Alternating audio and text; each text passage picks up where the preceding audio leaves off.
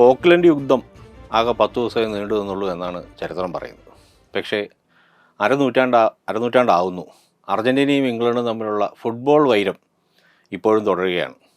അതിൻ്റെ ഏറ്റവും ലേറ്റസ്റ്റായൊരു ക്ലാസിക് പോരാട്ടമാണ് ഈ ലോകകപ്പിൻ്റെ സെമി ഫൈനലിൽ നടക്കാൻ പോകുന്നത്, ഇംഗ്ലണ്ടും അർജൻറ്റീനയും തമ്മിൽ. ലയണൽ മെസ്സി ഇതുവരെ ഇംഗ്ലണ്ടിനെതിരെ ഒരു മത്സരം കളിച്ചിട്ടില്ല എന്നുള്ള ഒരു രസകരമായൊരു വിവരം ഞാനിപ്പോഴാണ് അറിയുന്നത്.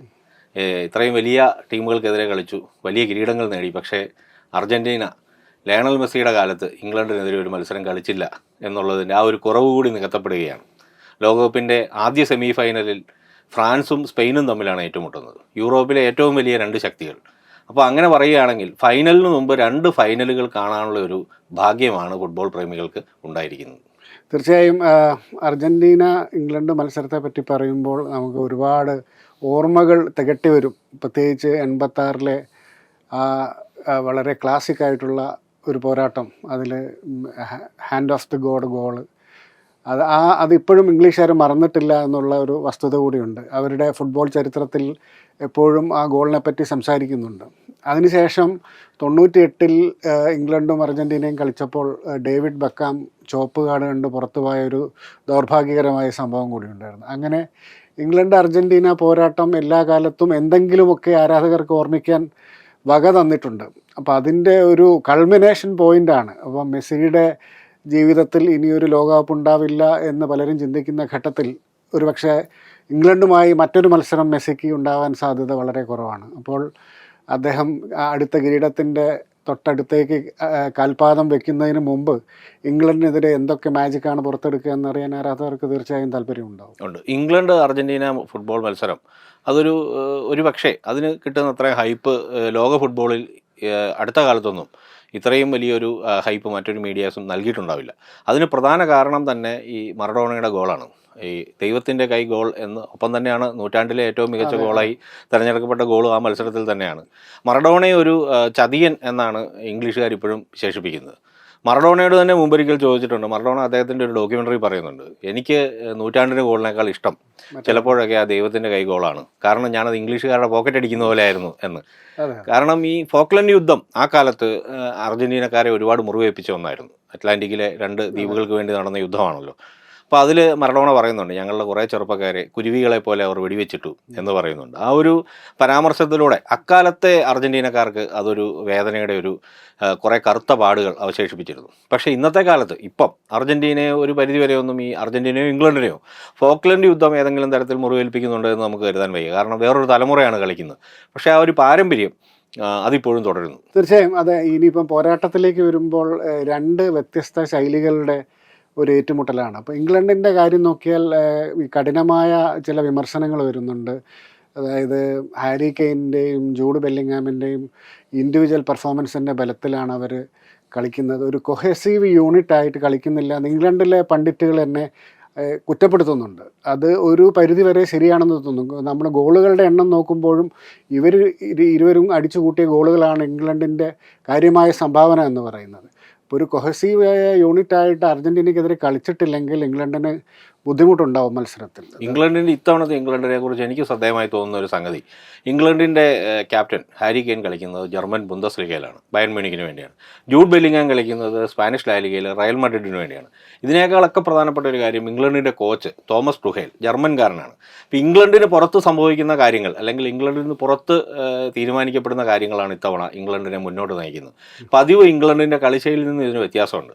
അതുകൊണ്ട് തന്നെ ഇത്തവണത്തെ ഇംഗ്ലണ്ടിന് കുറേ അത്ഭുതങ്ങൾ, ഇതുവരെ വന്ന അവരുടെ കുതിപ്പ്, പ്രത്യേകിച്ച് മെക്സിക്കോയ്ക്കെതിരെ നടന്ന മത്സരമൊക്കെ അവരുടെ കോച്ച് ടുഹേലിൻ്റെ തന്ത്രങ്ങളുടെ വിജയം കൂടെയായിരുന്നു.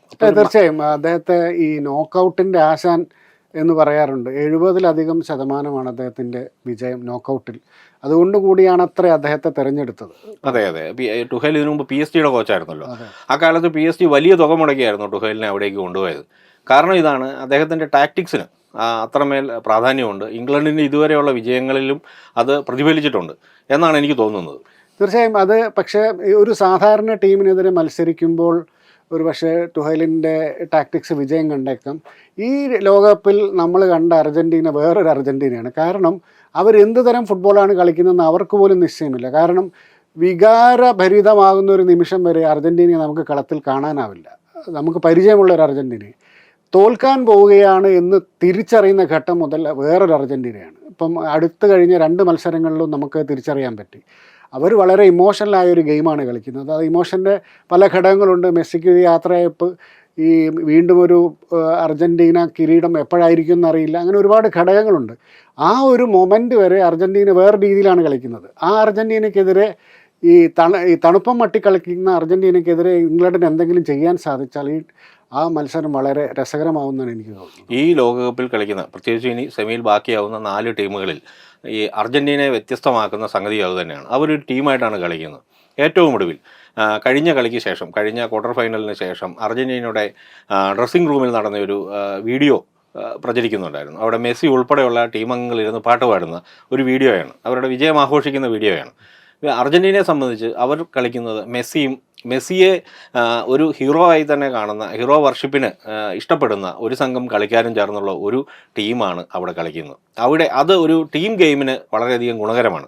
നമ്മൾ നോർവേയുടെ കളിയിൽ കണ്ടു, നോർവേയിൽ ഹാളണ്ടിന് പാസ് കിട്ടുന്നില്ല എന്നൊരു ആരോപണം പല ആരാധകരും ഉന്നയിക്കുകയുണ്ടായി. അല്ലെങ്കിൽ ക്രിസ്ത്യാനോ റൊണാൾഡോയ്ക്ക് പാസ് കിട്ടുന്നില്ല എന്ന് പല പോർച്ചുഗൽ ആരാധകരും ഉന്നയിക്കുന്ന ഒരു കാഴ്ച നമ്മൾ കണ്ടു. പക്ഷേ അർജൻറ്റീന കളിയിൽ ആ ഒരു സംഗതിയില്ല. മെസ്സി അസിസ്റ്റുകളുടെ എണ്ണത്തിൽ വരെ 10 അസിസ്റ്റുകൾ തികച്ച് മറഡോണയെ മറികടന്ന ഒരു സമയമാണിത്. ഒരേ സമയം മെസ്സി അസിസ്റ്റ് ചെയ്യുന്നു, മെസ്സി ഗോളിന് വഴിയൊരുക്കുന്നു, നിർണായക നിമിഷങ്ങളിൽ വിജയ ഗോൾ നേടുന്നു. അങ്ങനെ ഒരു മെസ്സി എന്നൊരു ഘടകം അവിടെ ഉള്ളപ്പോൾ തന്നെ യൂലിയൻ അൽവാരസിനെ പോലുള്ളവരും അലക്സിസ് മക്കാലിസ്റ്ററിനെ പോലുള്ള താരങ്ങൾക്ക് കളിക്കാനുള്ള അവസരവും കിട്ടുന്നു. ആ നിലയ്ക്ക് അർജൻറ്റീന ഒരു ടീം, ഒരു യൂണിറ്റ് എന്ന നിലയ്ക്ക് ഒന്നിച്ചാണ് കളിക്കുന്നത്. അവർ വളരെ പവർഫുള്ളാണ്. ഇതിനോടൊപ്പം ചേർത്ത് വെക്കേണ്ട ഒരു കാര്യം കൂടി ഉണ്ടെന്ന് തോന്നുന്നു. അതൊരു വ്യത്യസ്ത ഘടകമാണ്. ഈ അർജൻറ്റീനയുടെ കഴിഞ്ഞ 2 മത്സരങ്ങളിലും റെഫറിമാർക്ക് ഒരുപാട് പരിഹാസവും ചീത്തയൊക്കെ കേട്ടതാണ്. അപ്പോൾ ആ പശ്ചാത്തലത്തിൽ ഈ മത്സരത്തിൽ റെഫറിമാർ കുറേ കൂടി ഈ ശ്രദ്ധാലുക്കളാവും എന്ന് തോന്നുന്നു. റെഫറിമാരുടെ മുകളിൽ കാര്യമായ ഒരു ശ്രദ്ധ എല്ലാവരുടെ ഭാഗത്തുനിന്നും ഉണ്ടാവും. അപ്പോൾ റെഫറിങ്ങും ആ മത്സരത്തിൻ്റെ ഒരു ശ്രദ്ധാകേന്ദ്രമാകാൻ സാധ്യതയുണ്ട്. അതെ, അർജന്റീന ഇംഗ്ലണ്ട് മത്സരത്തെക്കുറിച്ച് ഓർക്കുമ്പോൾ ഒരു കാലത്ത് റഫറിമാരുടെ പിന്തുണ ഏറെ കിട്ടിയെന്ന് ആരോപണം കേട്ട ടീമാണ് ഇംഗ്ലണ്ട്. ഈ കഴിഞ്ഞ ദിവസം അന്തരിച്ച അർജന്റീനയുടെ ഇതിഹാസ ഫുട്ബോളർ അന്റോണിയോ റെറ്റിൻ, ഈ ഫുട്ബോളിൽ തന്നെ യെല്ലോ റെഡ് കാർഡുകൾ ഏർപ്പെടുത്താനൊരു തീരുമാനം ഉണ്ടാകുന്നത് പഴയൊരു അർജന്റീന ഇംഗ്ലണ്ട് പോരാട്ടത്തിന്റെ സമയത്താണല്ലോ. അദ്ദേഹത്തോട് ഇറങ്ങിപ്പോകാൻ പറഞ്ഞപ്പോൾ അർജന്റീന റഫറിക്ക് എൻ്റെ ഭാഷ അറിയില്ല, സ്പാനിഷ് അറിയില്ല, അതുകൊണ്ട് ഞാൻ ഇറങ്ങിപ്പോവില്ല എന്ന് പറയും, വിവാദങ്ങൾ ഉണ്ടാവുകയൊക്കെ ചെയ്തു. പിന്നീട് ലോക്കൽ പോലീസ് വരെ ഇടപെട്ട കുറേ സംഭവങ്ങളുണ്ടായിരുന്നു. അപ്പോൾ അക്കാലത്ത് ഇംഗ്ലണ്ടിൻ്റെ മേലായിരുന്നു ഇത്തരം ആരോപണങ്ങളുണ്ടായിരുന്നത്, ഇംഗ്ലണ്ടിനെ റഫറിമാർ സഹായിക്കുന്നുവെന്ന്. ഈ അടുത്ത കാലത്തായി നമ്മൾ ഉയർന്നു കേൾക്കുന്നു, പ്രത്യേകിച്ച് ഈജിപ്തിനെതിരായ മത്സരത്തിന് ശേഷം ശക്തമായി കേൾക്കുന്നു, വാറും റഫറിയും അർജന്റീനയെ പിന്തുണയ്ക്കുന്നു. എത്രമാത്രം അത് ശരിയാണെന്ന് അറിഞ്ഞുകൂടാ. അല്ലെങ്കിൽ അത് പിയർ ലൂജി കൊളീന, റഫറി യൂണിറ്റിന്റെ ഹെഡ് തന്നെ പറയുകയുണ്ടായി, റഫറിയെ സ്വാധീനിക്കാൻ ഫിഫ പ്രസിഡന്റ് ഇൻഫാന്റിനോയ്ക്ക് പോലും സാധിക്കില്ല. പക്ഷേ ഇത്തവണ ഒരു ആരോപണങ്ങൾക്ക് ഒരു അടിസ്ഥാനം ഉണ്ടെങ്കിലും ഇല്ലെങ്കിലും റഫറിമാർ, ഷമീർ സൂചിപ്പിച്ച പോലെ തന്നെ റഫറിമാർ കുറെ കൂടി ശ്രദ്ധാലുക്കളാകുമെന്ന് തന്നെ നമുക്ക് ഉറപ്പിക്കാം. തീർച്ചയായും. നമുക്കിനി രണ്ടാമത്തെ കളിയെപ്പറ്റി സംസാരിക്കാൻ തോന്നുന്നു. അതെ, ആദ്യത്തെ മത്സരം ഫ്രാൻസ് സ്പെയിനാണ്. അതെ, ആദ്യത്തെ മത്സരം. അതേക്കുറിച്ച് സംസാരിക്കുമ്പോൾ ഈ ലോകത്തെ ഏറ്റവും കരുത്തരായ 2 ടീമുകൾ, അത് ഒരുപക്ഷെ ഇത് ഒരു ഫൈനൽ തന്നെയാണ്. ഇപ്പോൾ പറഞ്ഞു കേൾക്കുന്നത് ആ കളിയിൽ ജയിക്കുന്നവരായിരിക്കും യഥാർത്ഥ വിന്നേഴ്സ് എന്നുകൂടി ചിലരൊക്കെ പറയുന്നുണ്ട്. അത് ഒരു പരിധിവരെ ശരിയുമാണ്. കാരണം ഫ്രാൻസിൻ്റെ ഒരു യാത്ര എങ്ങനെയാണ്, സ്പെയിനിൻ്റെ ഒരു കുതിപ്പ് എങ്ങനെയാണ്, അവരുടെ ഒരു പൊട്ടൻഷ്യൽ എങ്ങനെയാണ്. അപ്പം സ്പെയിൻ അവരുടെ ഫുൾ പൊട്ടൻഷ്യൽ കളിച്ചാൽ ഒരു ഗംഭീര കളിയായിരിക്കും. കഴിഞ്ഞ ലോകകപ്പിൽ നമ്മൾ കണ്ട ഫൈനൽ പോലത്തെ ഒരു കളിയാവാൻ സാധ്യതയുണ്ടെന്നാണ് എൻ്റെ ഒരു തോന്നൽ. സ്പെയിനെ സംബന്ധിച്ചിടത്തോളം സ്പെയിനിൻ്റെ ഏറ്റവും വലിയ പവർ അവരുടെ ഈ ബോൾ ഹാൻഡ്ലിംഗ് കഴിവാണ്. എന്ന് വെച്ച് കഴിഞ്ഞാൽ അവരുടെ ബോൾ പൊസഷൻ, പന്ത് ഏറെ നേരം അവരുടെ കാൽക്കലായിരിക്കും. അതുപോലെ തന്നെ റിക്കവറി, പന്ത് മറ്റ് ടീമിൻ്റെ കളിക്കാരുടെ കാലുകളിൽ നിന്നും തിരിച്ചു പിടിക്കാനുള്ള അവരുടെ മികവ്, ഇത് രണ്ടും സ്പെയിനിന് ഈ ലോകകപ്പിൽ അവരെ വളരെ ശ്രദ്ധേയമാക്കിയ 2 കാര്യങ്ങളാണ്.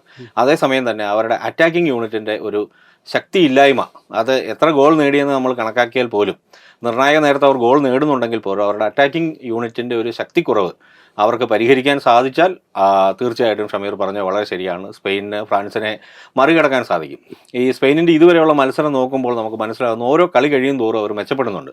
ഒരു ടൂർണമെൻറ്റിൽ ഒരു ടീം അങ്ങനെയാണ് വേണ്ടത്. തുടക്കത്തിൽ നിന്നും പതിയെ കുറവുകൾ മനസ്സിലാക്കി അവർക്ക് കളിയിലേക്ക് വരാൻ സാധിക്കുന്നുണ്ടെങ്കിൽ അത് വളരെ നല്ല കാര്യമാണ്. ലെമീൻ യമാൽ, മിക്കൽ ഒയാർസബാൽ, ഡാനി ഓൾമോ, അങ്ങനെ കുറേയേറെ കളിക്കാരുണ്ട്. മിഡ്ഫീൽഡിൽ പ്രത്യേകിച്ചും റോഡ്രി ഒരു നമ്മൾ വളരെ കാണാതെ പോകുന്നുണ്ട്, റോഡ്രി ഒരുക്കി കൊടുക്കുന്ന അവസരങ്ങൾ. അപ്പോൾ ആ തരത്തിൽ അവരുടെ ആ യഥാർത്ഥ മികവ്, അവരുടെ ഒരു കളിക്കാർക്കുള്ള ഇൻഡിവിജ്വൽ ഒരു വാല്യൂ കണക്കാക്കുമ്പോൾ അവരുടെ വ്യക്തിഗത മികവ് അവർ പുറത്തെടുത്തു കഴിഞ്ഞാൽ ഫ്രാൻസ് ശരിക്കും വേർക്കും. അതെ അതെ തീർച്ചയായും. മറുവശത്ത് ഈ ഫ്രാൻസിൻ്റെ മുന്നേറ്റ നിരയുണ്ടല്ലോ, എംബാപ്പെ, ഡെമ്പലെ, ഒലീസെ, അവർ താളം കണ്ടെത്തിയാൽ ഈ ഇതുവരെ ഒരു ഗോൾ മാത്രമല്ലേ സ്പെയിൻ വഴങ്ങിയിട്ടുള്ളൂ. അതെ അതെ ഒരു ഗോൾ മാത്രം വഴങ്ങിയ സ്പെയിനിൻ്റെ ഈ പിൻനിര, പ്രതിരോധ നിര എന്തു ചെയ്യുന്നത് കണ്ടറിയണം. പ്രത്യേകിച്ച് അവരുടെ ഈ ടീനേജ് താരം കുബാർസി, ഇപ്പോൾ കുബാർസി വളരെയധികം പ്രശംസ നേടിയൊരു ടൂർണമെൻറ്റാണ്, ഗംഭീര പെർഫോമൻസ് ആണ് എന്ന് പറയുന്നു. പക്ഷേ ഈ 3 പേര് ഒരുമിച്ച് വരുമ്പോൾ എന്ത് ചെയ്യും എന്നുള്ളത് കുബാർസിക്ക് വലിയൊരു ടെസ്റ്റാവും എന്ന് പറയപ്പെടുന്നു. അതുപോലെ തന്നെ ഈ ഫ്രാൻസിൻ്റെ ഒരു അതിവേഗത്തിലുള്ള കൗണ്ടർ അറ്റാക്ക് ഉണ്ടല്ലോ, അതിനെതിരെ സ്പെയിനിൻ്റെ ഈ പ്രതിരോധ നിര എന്ത് ചെയ്യുമെന്നും കാണാൻ നല്ല രസമുണ്ടാവുമെന്നാണ് എനിക്ക് തോന്നുന്നത്. അതെ അതെ ഫ്രാൻസിനെ സംബന്ധിച്ചിടത്തോളം ഫ്രാൻസിനെ കുറിച്ച് നമുക്ക് പറയാൻ വാക്കുകളില്ല. കാരണം എല്ലാ പൊസിഷനിലും നമ്മളിപ്പോൾ ഒരു ബെഞ്ചിലിരിക്കുന്ന ആളുകൾ വരെ അത്രയും മിടുക്കരായ ആളുകളാണ്. അല്ലെങ്കിൽ ബെഞ്ചിലിരിക്കുന്ന പലർക്കും ഇതുവരെ കളിക്കാൻ അവസരം കിട്ടിയില്ല. കഴിഞ്ഞ ദിവസം ഒരിടത്ത് വായിച്ചു, മാർക്കസ് തുറാമും എൻഗോളോ കാൻഡേ ഒന്നും ഇതുവരെ കളിക്കാൻ ഇറങ്ങിയിട്ടില്ല. അല്ലെങ്കിൽ അവർക്ക് അതിനുള്ള അവസരം കിട്ടുന്നില്ല, മതിയായ രീതിയിൽ കളിക്കാനുള്ള അവസരം കിട്ടുന്നില്ല. അത്രമാത്രം പവർഫുള്ളാണ് അവരുടെ ബെഞ്ച് പോലും, അല്ലെങ്കിൽ അവരുടെ ഫസ്റ്റ് 11 എല്ലാം. ഈ ഫ്രാൻസിനെ സംബന്ധിച്ചിടത്തോളം നമ്മളൊന്ന് ആലോചിച്ച് നോക്കിയാൽ 98 മുതൽ 2022 വരെയുള്ള 7 ലോകകപ്പുകൾ നോക്കിയാൽ അതിൽ 4 ലോകകപ്പുകളുടെയും ഫൈനൽ കളിച്ച ടീമാണ്. അതിൽ തന്നെ 2 ലോകകപ്പുകൾ അവർ വിൻ ചെയ്യുകയും ചെയ്തു. ഇത്രയധികം ഒരു കരുത്തരായ ഒരു യൂറോപ്യൻ ടീം ഇതിനു മുമ്പുണ്ടായിരുന്നത് പഴയ പശ്ചിമ ജർമ്മനിയാണ്. ഈ തവണ കൂടി അവർ ഫൈനലിൽ എത്തുകയാണെങ്കിൽ അവർ പശ്ചിമ ജർമ്മനിയോട് നമുക്ക് അവരെ താരതമ്യം ചെയ്യാൻ സാധിക്കും. എന്തുകൊണ്ടും അതിന് മാത്രം മിടുക്കുള്ള ഒരു യൂണിറ്റായി തന്നെ ഫ്രാൻസിനെ നമുക്ക് കണക്കാക്കാം.